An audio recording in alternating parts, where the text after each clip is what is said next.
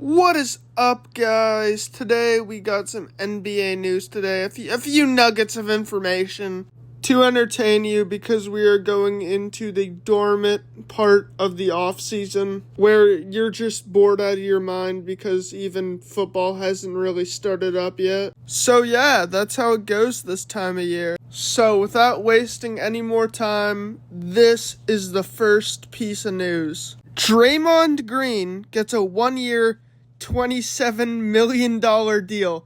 There were some reports that they were going to give Draymond a payday, and holy crap, this front office is bad. They just waved the white flag. This kind of reminds me of Kobe's last years, where they were just rebuilding and weren't trying, but Kobe was just still there to just be there. In the past, he's been an all-time great defender, is definitely going to get his jersey retired, and is also definitely a Hall of Famer. With that being said, he owns way too much value in the Warriors organization.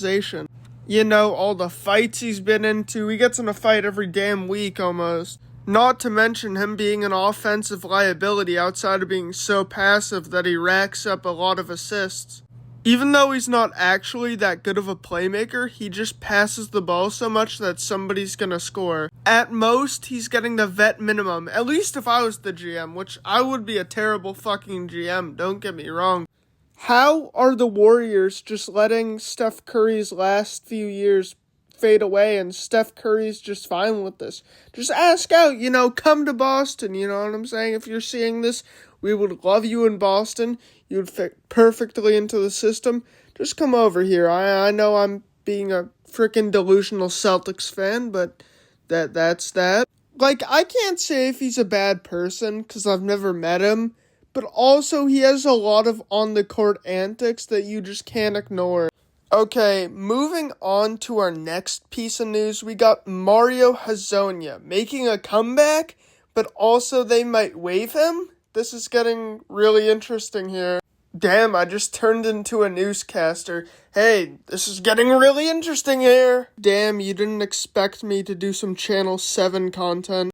Anyway, Mario Hezonja's been really good in the EuroLeague, so what happens? He earns an NBA contract, because when you can't get LeBron, you get the next best thing, which is Mario Hezonja.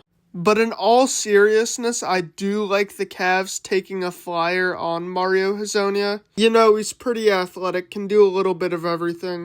But he might get waived for no reason. He hasn't even played a game. I bet he hasn't touched down in the States yet.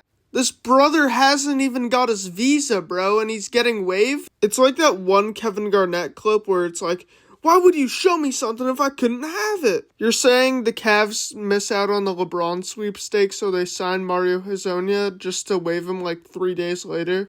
But I don't know why they would cut him. Like, they would cut him for no reason. They just signed him to sign him for publicity, basically.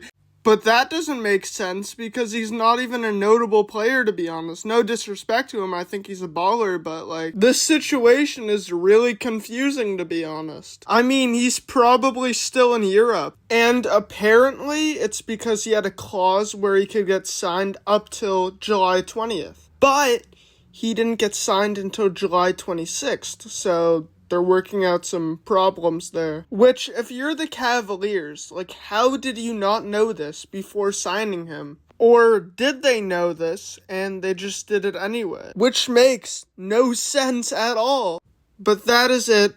Thank you to everybody who's watched this video. Anyway, goodbye.